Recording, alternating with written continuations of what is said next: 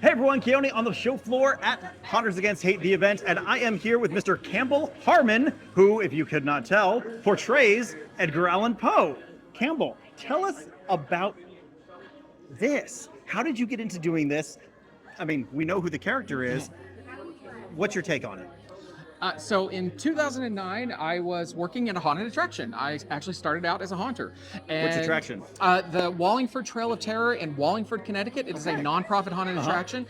Been going for well over 20 years now, and raised well over $1 million for charity, probably more than that at this time. And in 2009, it was the anniversary of Poe's birth, and I had an opportunity to do a scene based on Poe, and I was building it in costume. And at the same time, a theater in Connecticut got a grant from the National Endowment for the Arts to do what's called the Big Read program to promote literacy, and they wanted to feature Poe as their author. Yes. So solely from being a haunter, I auditioned for that role. I got it, and I did 13 shows educating everybody from kids all the way up to adults and retirees about Poe. And when I was finished with the grant, the woman who was managing me told me, you know, you're really good at this. You should just keep doing it. And so I kept doing it 3 more years with the National Endowment for the Arts, and then I continued to do it on the side as my hobby, bringing Poe and literature and a love of horror to people all over America. Are you still based in Connecticut? I am based in Connecticut. Most of my travel is in Connecticut, understandably, but I do travel all over, and right now I'm all the way down in Louisville. In Kentucky, so yeah, clearly. How much... So, what do you think about portraying Edgar Allan Poe, and kind of what do you bring to that character? So Or bring to him as a character? So I made a very conscious decision when I was planning everything out that I would play Poe dead. So this is Poe.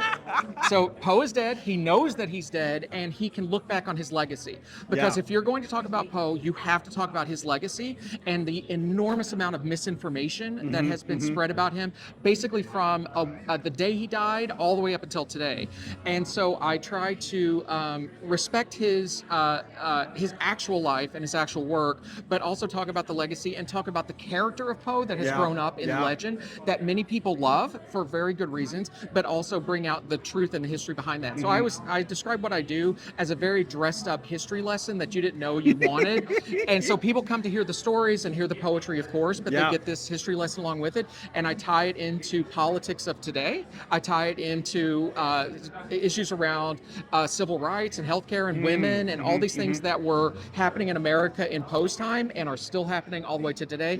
And it's just taking somebody that people really love and showing that history's happening right now. We're in it right now. And 20, 100 years from now, people are going to talk about us being back in history in the same way we talk about Poe. And so people see that he's a real living person, but also understand how our world today is part of the world that he was into. Yeah, and I think that's so cool because my understanding, Poe was really not appreciated in his time, and it really wasn't until after his death that his work was, I'm going to say discovered, but maybe too strong of a word. In a way. So he was really famous for The Raven. He became super famous for that.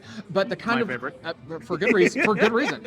But for the love that people have for him, that grew up after his death. And the kind of identity that people apply to him of being this complete outsider, which is the reason why so many people in the horror community really love him today. They feel that outsider status. He felt that in his day, but that really grew after his death. And then the mystery surrounding his death also launched him into this gothic Pushed sort it of into a whole strategy. other level. Yeah.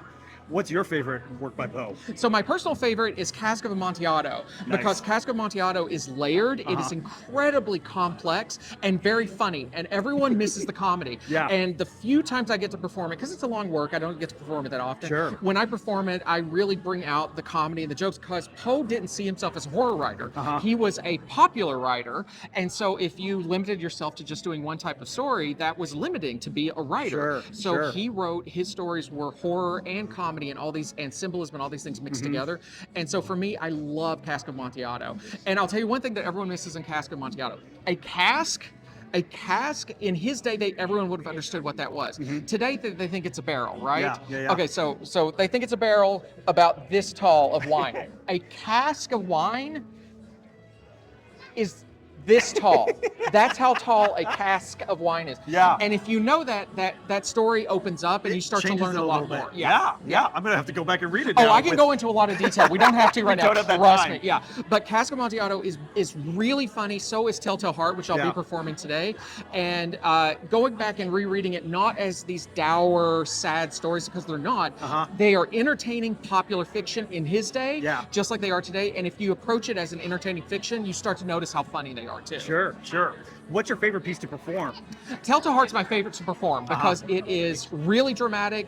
It is short, so it fits into my performance time that I usually have a chance to do. Yeah. And it's really dramatic, and I get this chance to get people to revisit something they think they know. And see it in a new way. So I absolutely love Telltale Heart. So for a short one, go read Telltale Heart. But for one to really sit down with, go with Cask of Amontillado. Perfect. Love it. For people who can't make it to the show this weekend, where can they learn more about you or see other places that you perform? Sure. So you can find me online as Rotten Artist, ROTTENARTIST. So rottenartist.com is my website, and you can find me on most social media as Rotten Artist. And if you Google my name as Campbell Harmon and Edgar Allan Poe, you'll find me because that's the only, those names go together. But rottenartist.com is the easiest way to find me and find out where I'm going to be next. And definitely check out the notes of this video because there will be a link to all of his social media right there. Campbell, thank you so much for the time. Thank you.